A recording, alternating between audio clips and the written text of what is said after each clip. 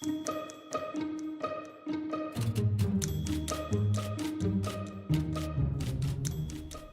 evening. Welcome back to Ask 9 here in our streaming studio. I'm Becky Phelps, joined today by Jocelyn. Hi. Yeah, so glad to be here. Yes, you've been working on a story that is, it's a little complicated just because there's so many layers to this. Absolutely. So we have been following for what feels like the last couple months various changes to SNAP benefits, which is even, last year was further complicated by the government shutdown. Exactly. This has been really, really progressing. But you're covering some federal changes to the program. Correct. Run us through what we're learning today. Yes, exactly. Those are coming from the One Big Beautiful Bill that we saw last summer. So now just coming into effect this past Sunday, February 1st. And I mainly was talking about work requirements today. So. Okay, so the work requirements are shifting a little bit? Yes, exactly. So work requirements for able-bodied adults without dependents, so without children that they're taking care of, those have existed since the 90s, as I understand. And so now it's kind of shifted from the range of, 18 years old to 55. That's now up to 65, as I understand. Okay, so yes. It's going to impact more people. Exactly, yeah, just getting that kind of 10-year age range. And it's not just working. You can also, volunteer. You can participate in a work-based program. I found that really interesting. I know, yeah. You don't technically have to be working. So exactly. the requirement is you have to be doing one of these things at least 80 hours a month to continue receiving benefits. But you can either work, volunteer, or participate in some SNAP programs. So there are some options for people to continue receiving the benefits. Exactly. And as I understand, the SNAP program is like an educational training thing. Maybe that's a path towards getting some high school graduate equivalency things, specific programs for whatever industry you might be looking to get involved in. So it's not just strictly 80 hours a month would be about 20 hours a week. Working a traditional job. There's lots of options to, do what you need to do. And if you cannot meet those requirements, you still can get SNAP assistance, but it's very limited. You can only access it 3 months over a 3-year period. Right. Yes. Yeah. There's specific things, and even, once we've counted 3 full months, you'll lose your SNAP benefits until this upcoming December. So there's a lot of particulars. And so one thing that the person that I spoke with today, he's a coordinator over at HACAP, the Hawkeye Area Community Action Program. Let me make sure I get that right. Yeah, HACAP provides food to, I would say, most of the food banks across Iowa. They are a huge, huge supplier. Absolutely. So they have a great perspective on just how big the impact is here. Right, certainly. Yeah, and he was just saying that certainly look through and try to figure out where your household lands. You have children that are this age, okay, I'm just now turning 65, whatever your situation might be. So certainly look through those requirements, but also if you're confused, just apply. Just reach out, and there's ways to appeal if you feel that they've denied you wrongly. So just trying to apply and seeing if that works for your family is a good option.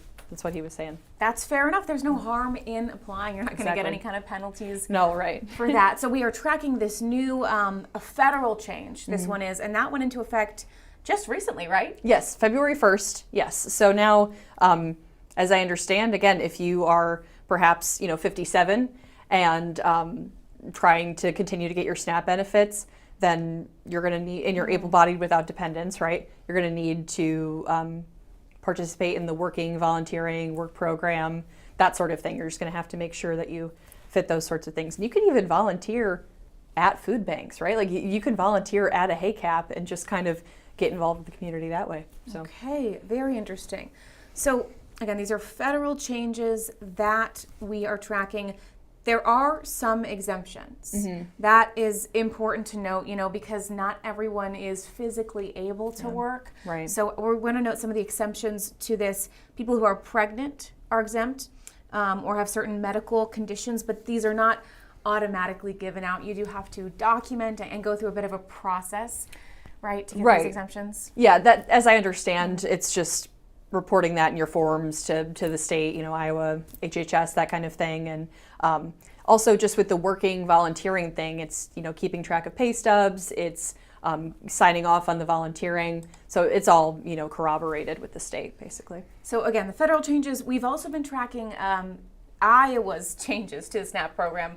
Rebecca Vaughn did a great story back in December previewing changes that went into effect on January 1st. So now we've got the state changes, which has been in effect for a month, and we're adding on federal changes. But we're going to air Rebecca's story previewing the state changes just to give you an idea of, what we've been building up here. We're going to air that now.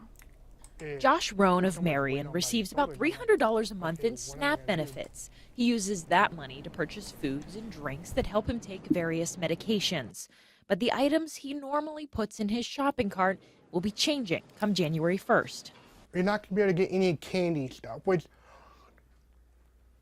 I agree with it because, yeah, they want us to eat healthy, but some people need the sugar to keep going. Rohn is diabetic. Candy is just one item that won't be covered by SNAP benefits in the new year. Soda, vitamins, minerals, pre-made foods, and juice made with less than 50% fruit or vegetables are also on the chopping block. The state's goal? Promoting eating foods like meats and fruits. A lot of us can't afford to get that stuff because of how much it is. Because let's say you get $200 in food stamps a month, and you want to get healthy stuff. It's maybe going to last 1-2 weeks tops. A local dietitian says price is just one of the barriers to purchasing fresh produce. Lack of transportation, decreased access to certain types of foods, like if they live in a food desert, decreased time to be able to prepare foods. Maybe they have multiple jobs. Maybe they are caretakers. Wells says it'll take time to figure out if this ban is actually beneficial to people's health. The pros? There is a good amount of research that shows that high sugar food items do not promote health.